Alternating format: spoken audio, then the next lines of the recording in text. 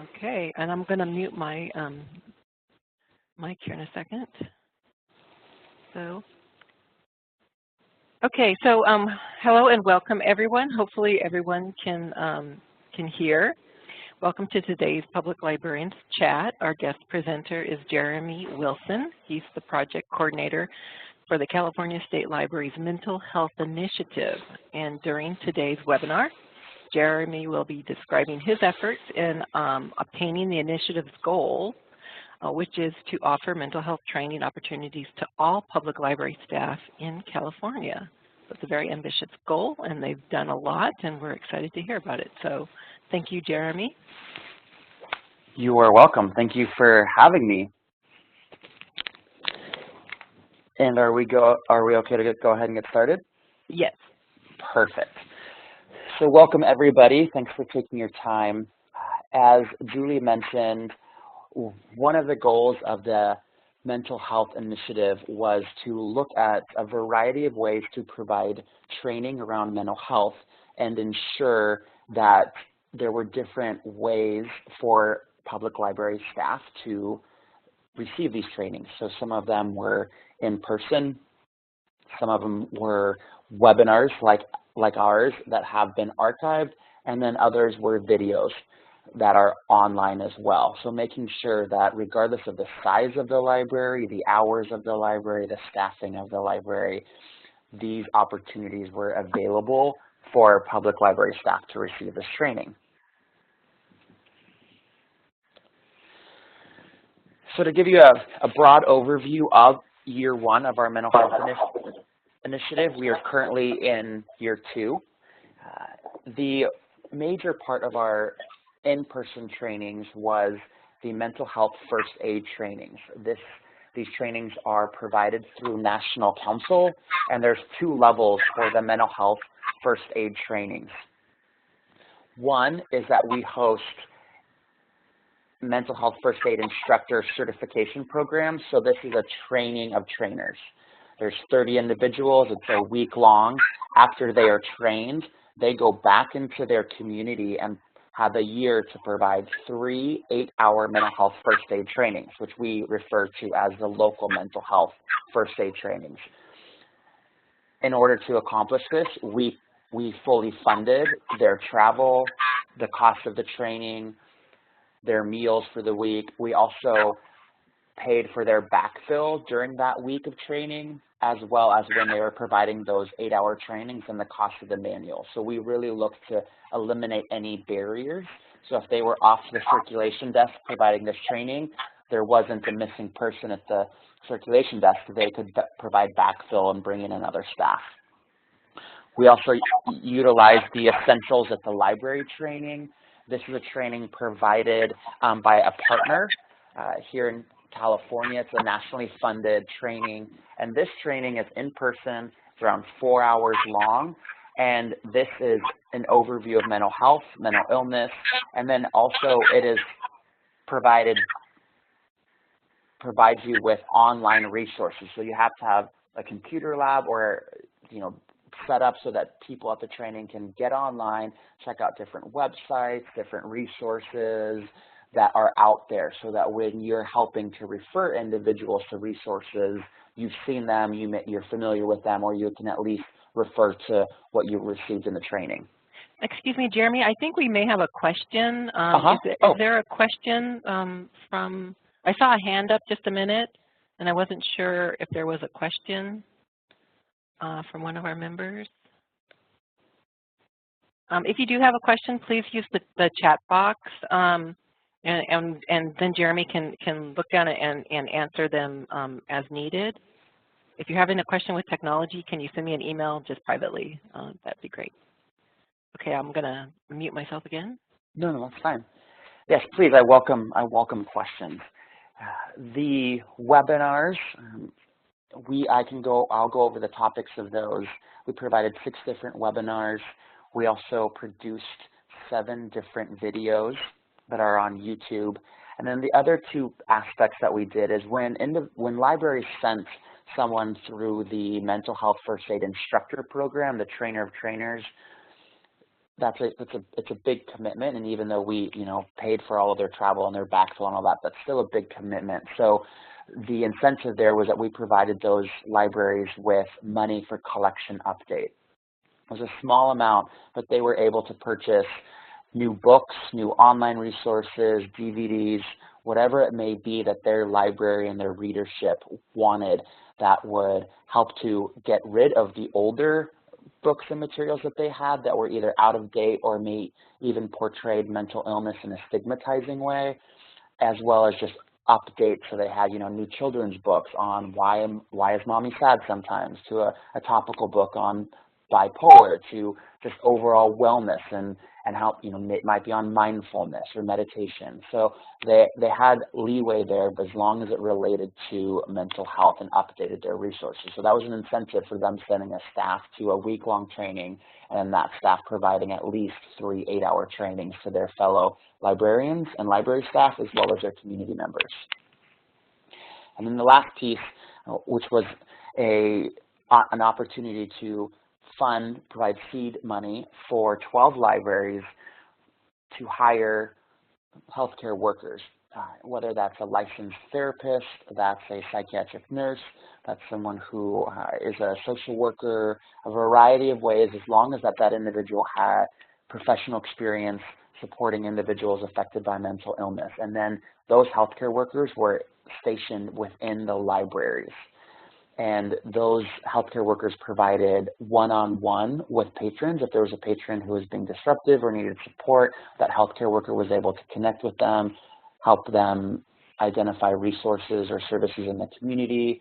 That healthcare worker was able to provide mini trainings at staff meetings, as well as have office hours where staff could pop in and say, the other day I was at the circulation desk and a patron came up, they were disruptive, this is how I approached it, this is what I did, and get feedback on how they were working with that patron and if there was another way that they could help.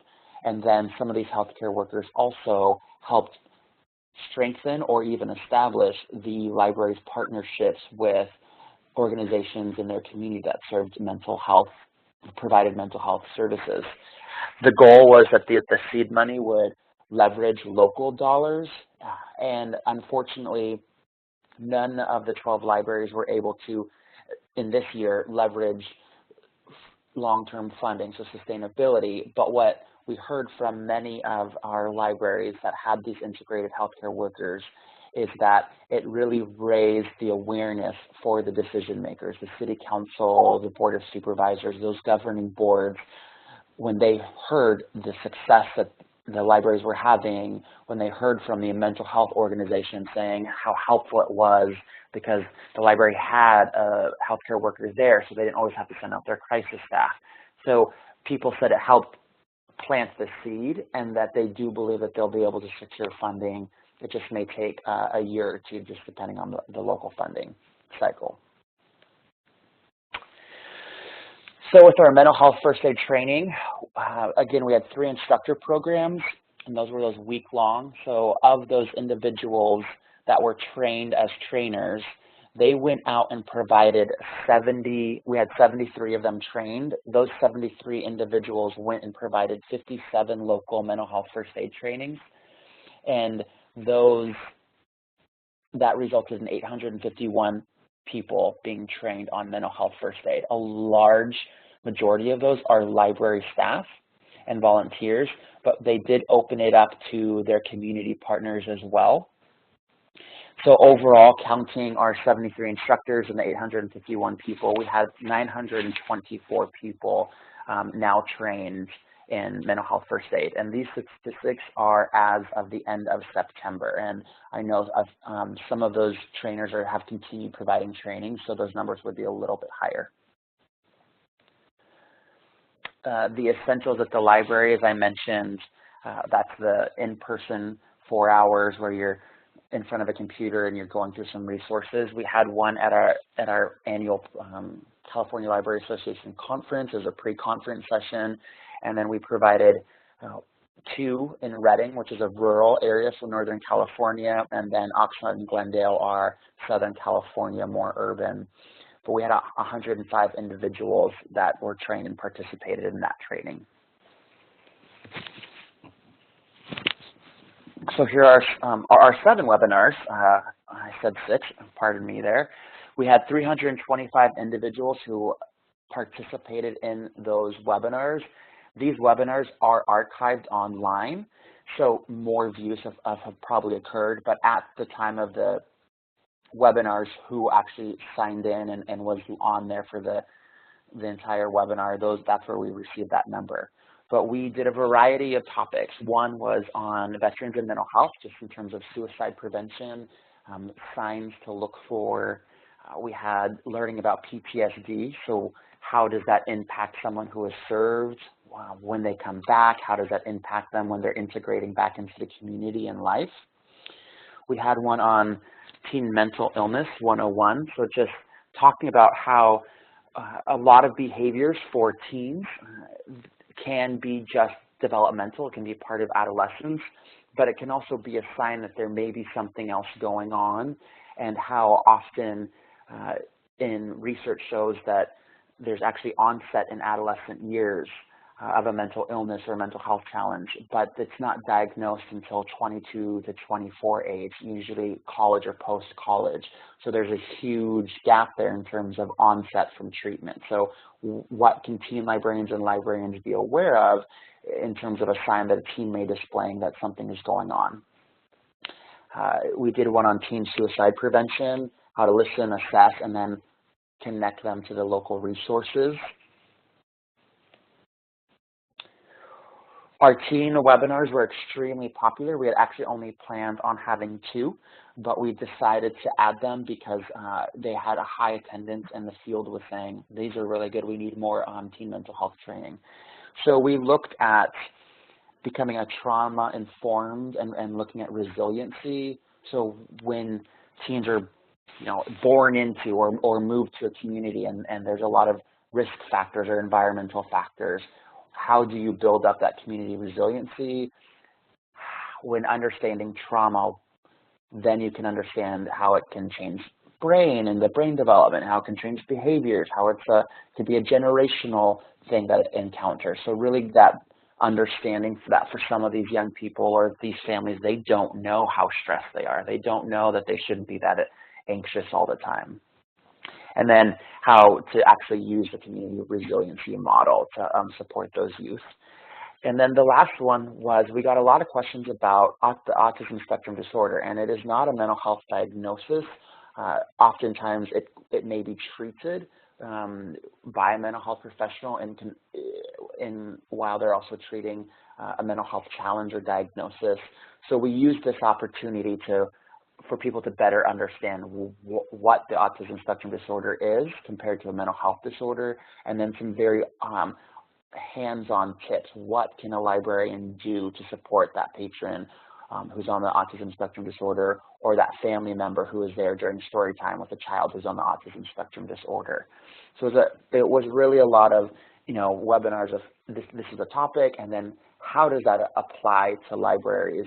One thing that we have maintained through this initiative is, while increasing library staff's knowledge and skills around mental health and supporting that patron with mental illness, also making sure that library staff stay within their professional scope. We're not asking librarians to become social workers or therapists, but have enough understanding and be able to then say, okay, this is what I think, this is how I could support that person, here's some information, let me refer you.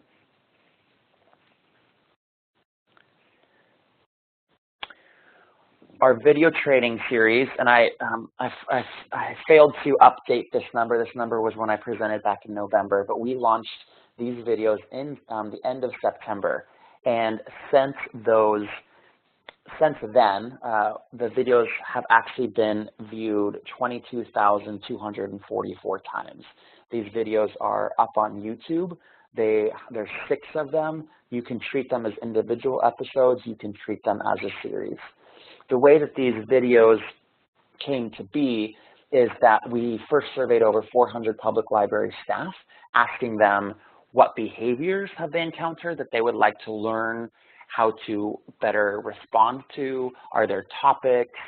You know, we asked them a variety of how would these trainings be relevant to you? What around mental health do you want to know so you can better serve your patrons? And then one of the things that we also did is after we did the surveys, we came up with a list and we narrowed it down. And then mental health professionals were interviewed for these videos. We also had library staff that were interviewed and some patrons, some teens, some parents. So we got that real world perspective. In these videos, there are themes or there are scenarios that are all based off of what librarians said in the surveys and interviews, as well as those patrons. So the scenarios you'd see in these videos came from librarians saying, I don't know how to respond when X happens. I don't know how I should approach, you know, patron when they're displaying these behaviors. So we really wanted to make sure that it was true to the experience of the librarian, what they've encountered, as well making sure that we didn't portray librarians as helpless, that they didn't know how to respond to somebody who may be, you know, yelling and responding to voices.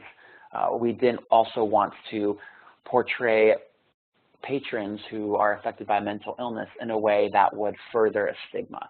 So we made sure that the scenarios were really balanced and portrayed people fairly, as well as were still true to what librarians had said in these interviews and these surveys of experience that they've had.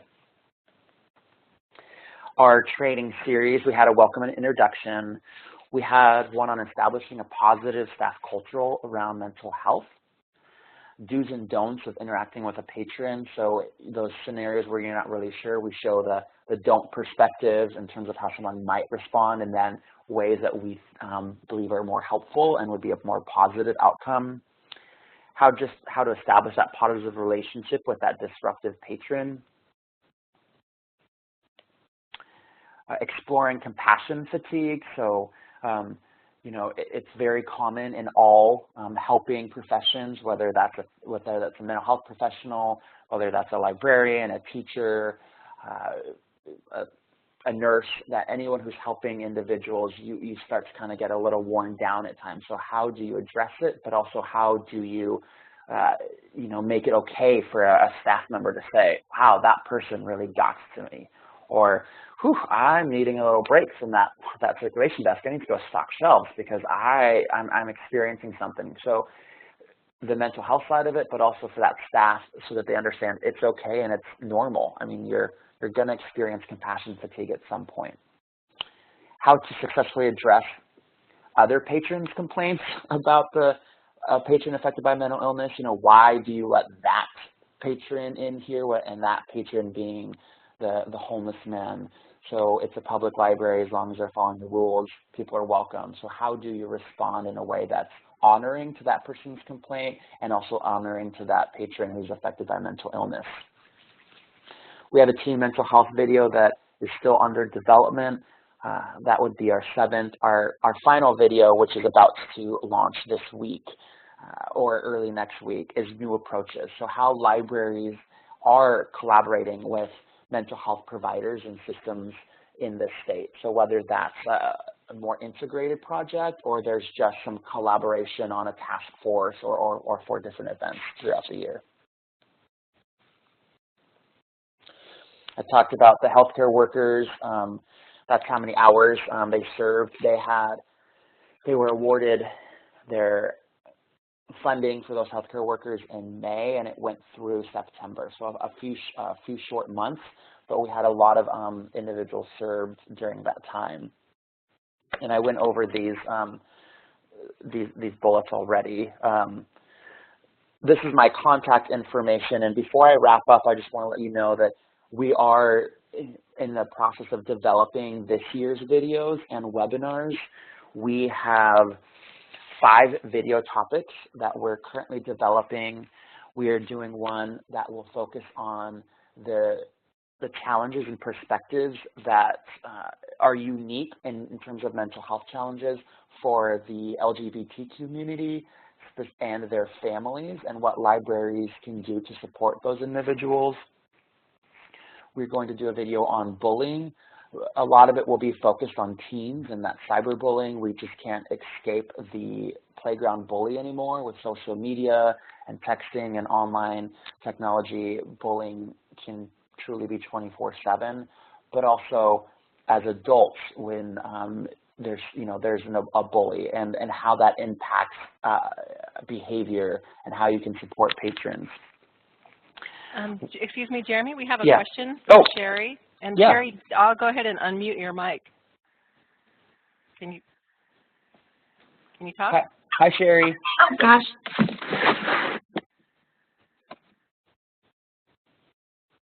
Hello? Hi, Sherry. Hi. I think I made a mistake by raising my hand. I apologize. It's okay. Well, hello.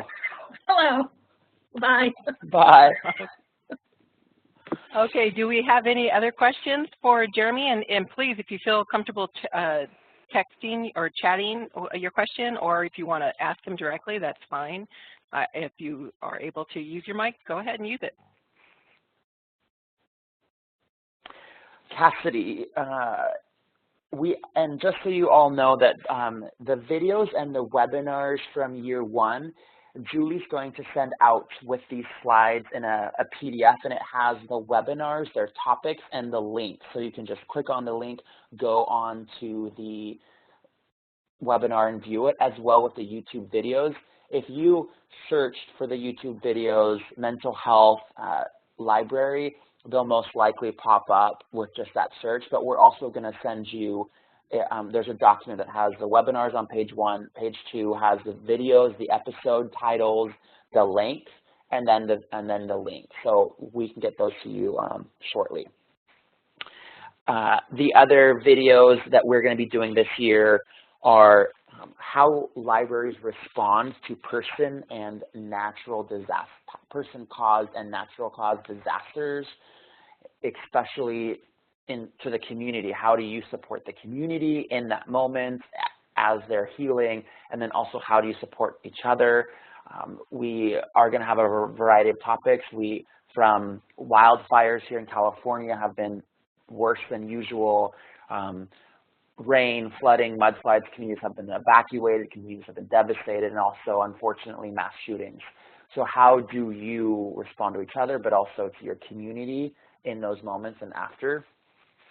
We're going to do one on homelessness, which homelessness is not a mental health issue, but oftentimes that's where people turn. So how do you understand the mental health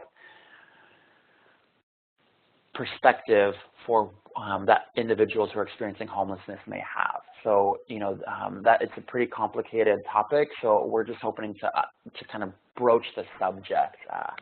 And then looking at trauma.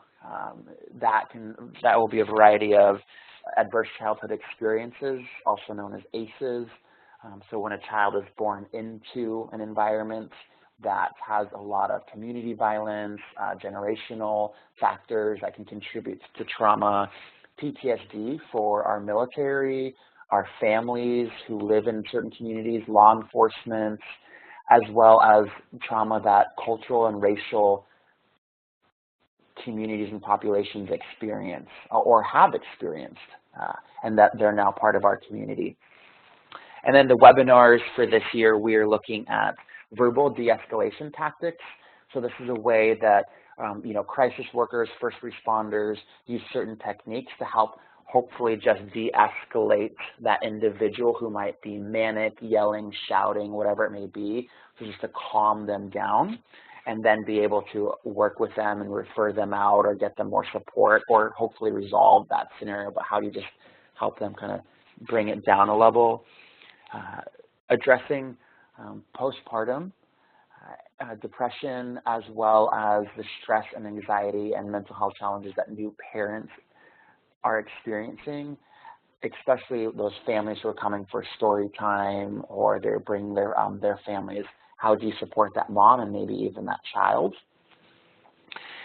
How do you effectively market mental health activities at your library? So how are you reaching out to other providers in your community? Also, what are you doing so people know, oh, we can go to the library and they're having a book club in the summer for teens on mental health. the book has a mental health theme to it or a character that's part of the plot, and that's a way to kind of work with your team and get them connected to other people who might be experiencing that or interested in that topic. How do our libraries who have provided these mental health first aid trainings move beyond that? So how do you use that mental health first aid training to leverage other support in your community? And then the final one is a webinar that is two parts. One on educating the library field on secondary trauma. So when you are working with someone, when you're supporting someone who's coming into your library, all helping professionals at times will experience secondary trauma. You're experiencing their trauma, but that person you're working with. And what that means is there's something about their experience that is traumatizing to you, maybe not to the level it is for them. And so how do you acknowledge why? It may be that it's because you relate to something. My brother's a fireman. Every time he goes on a medical call that involves children, he's a father. That's what gets him. All the other calls he can handle. So when there's a medical call that involves children, he has someone that he talks to at work that helps him debrief that. So similar to that. And then the second part to that webinar is how does library management set up a system that helps staff be able to address why that incident, why that patron is affecting them. So it normalizes it. It might be in staff meetings. It might be setting up in supervision. It might be bringing in trainers. But how do you then, once it's addressed, allow staff to know that that's normal? It goes kind of back to the compassion fatigue, that this, people who respond, flight crews, medical crews, military, firemen, they have this in their profession because they're experiencing some pretty traumatic stuff. Many of our librarians and library staff are also experiencing some pretty tough stuff because they're working with these patrons and they're seeing what they're going through. Excuse me, Jeremy, we do have a question, and the Awesome. question is, what training was provided to the mental health workers about library environments and library goals to serve them? In other words, did librarians develop a webinar for them? And I think this question has to do with the mental health workers who are working in the library. That's a great question. We did not have a formalized training for all of the healthcare workers. They were short-term, and each library did it a little bit different. So some libraries already had a healthcare organization that was bringing one of their therapists or their peers, individuals who have lived experience, to the libraries on a semi-regular basis. So this funding allowed them to increase that.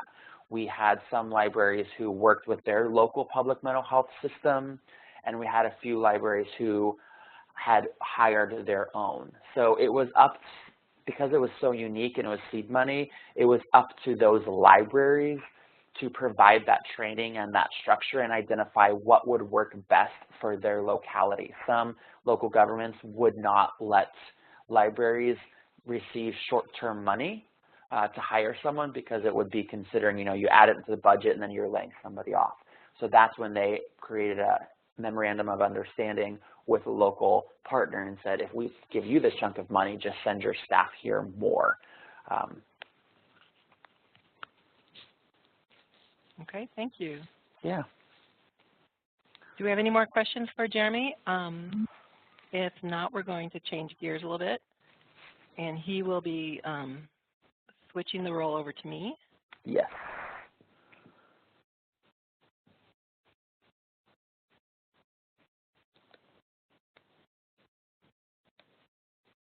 I believe I did it correctly, hopefully. Okay, so it's a right click on my name and it's change role to presenter. I did. Oh, I gave it to a different Julie. So Julie, if you're out there, you can. Julie, yes. If you would please click on my name and change my role to presenter.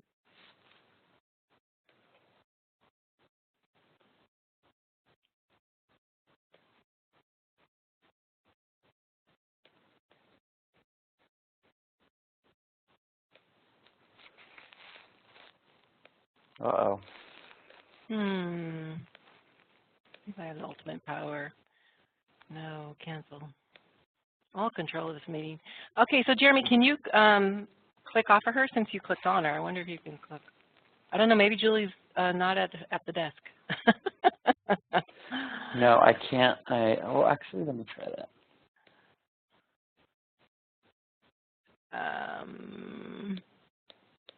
Okay, I got it.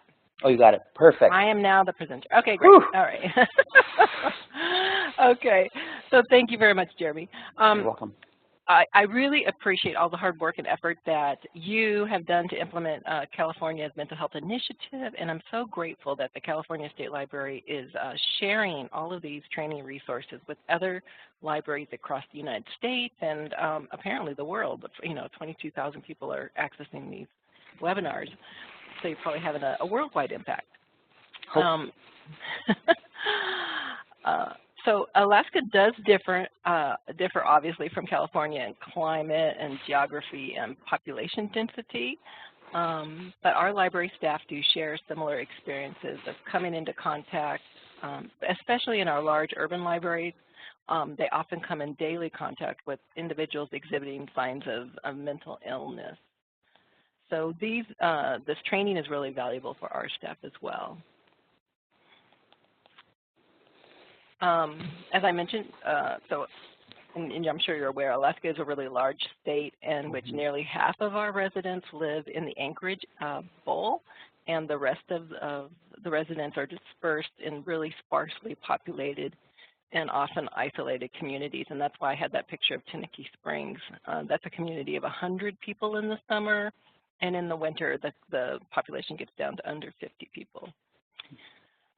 Unfortunately, Alaska has some real serious mental health issues that need to be addressed.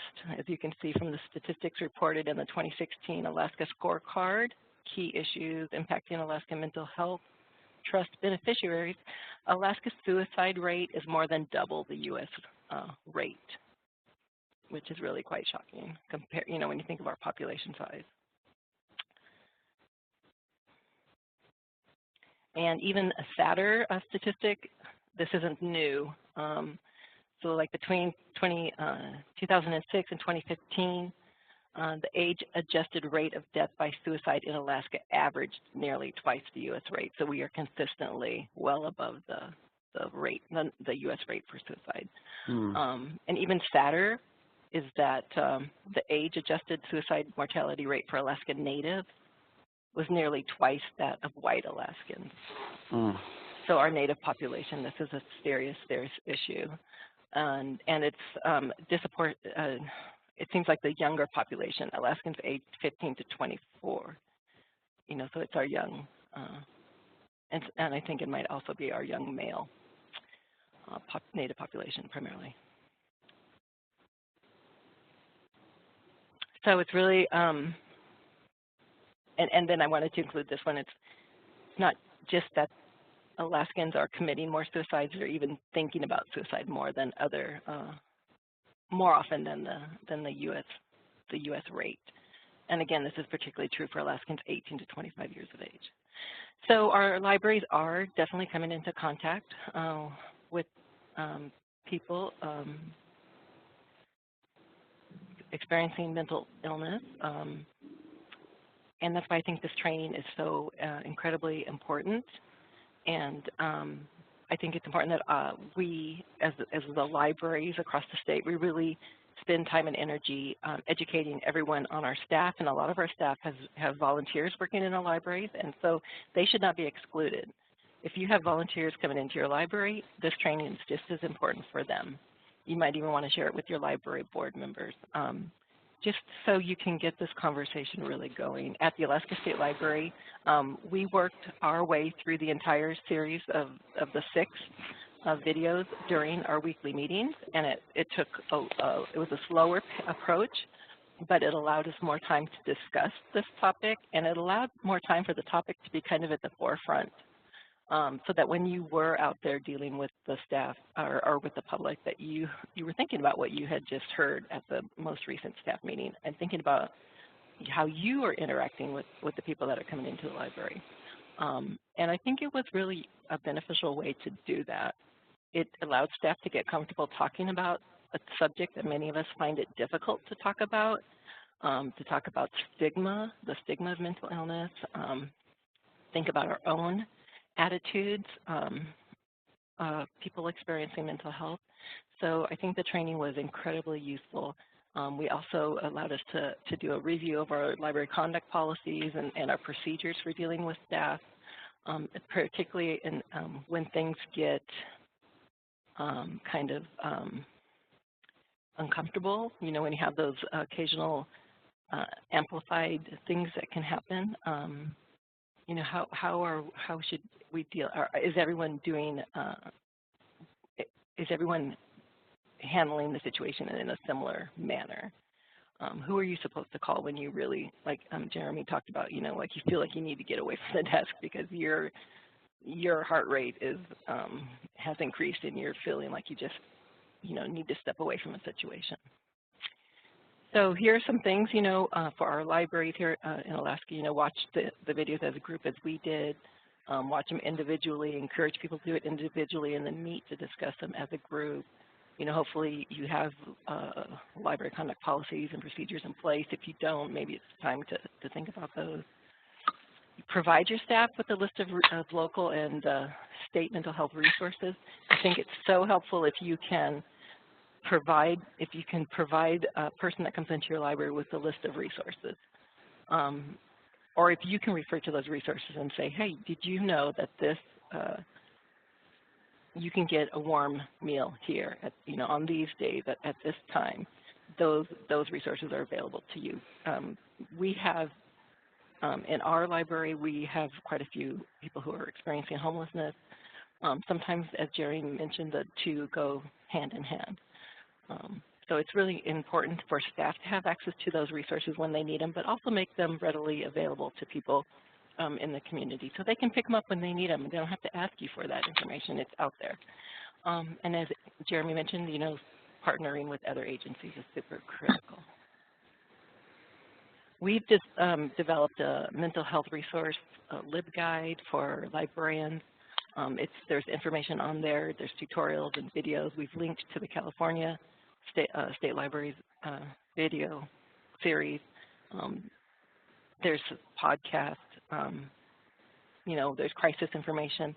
So it's a great resource for librarians to use to get familiar with state resources that are available to them.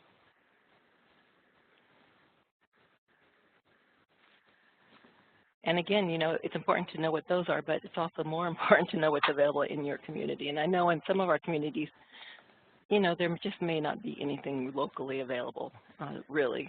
I was recently in Tennessee, and I'm not sure that there is an emergency shelter in that community. So you live in your community, you know what's available, and if you could just create a half sheet or something with those resources and have that stuff available to your patrons, that would be fantastic. We recently had training on the mental health first aid, and that's something that Jeremy talked a lot about. This is super, super important training. I'd like to see them come and do a pre-conference, maybe at the next, not the upcoming ACLA conference, but maybe the one following. I think this is information that all librarians should have access to. They covered the risk factors and the warning signs of mental health concerns, provided really detailed information on depression and anxiety and trauma and psychosis and all of that. They talked about the 5-step action plan, or LG, I think the acronym is.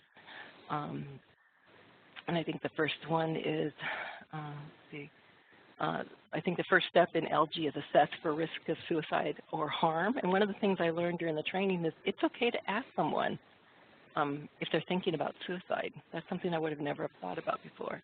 I also learned that I think it's 46% of that in the United States, almost half of adults, 46.4%, will experience a mental illness in their lifetime. So this is something that will affect all of us, because we'll either be in contact with other people who are experiencing mental illness, or we may be even suffering from depression or anxiety.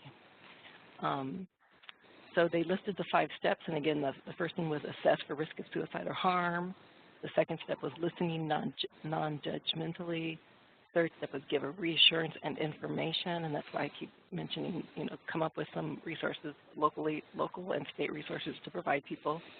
Encourage the person to seek appropriate professional help, and encourage self-help and other support strategies.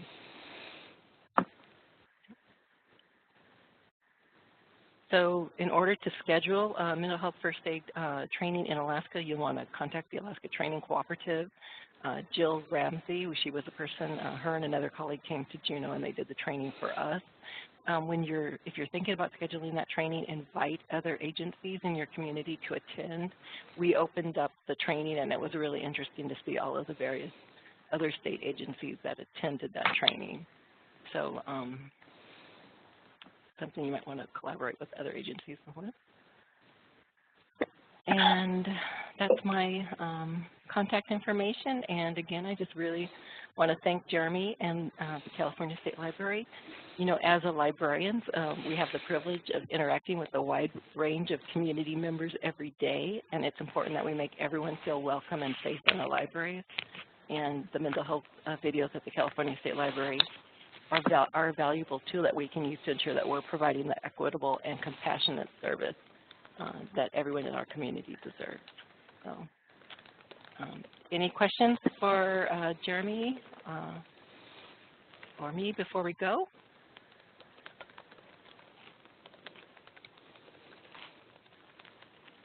Jeremy, I see a question. Is there a checklist to help an individual identify signs of compassion fatigue?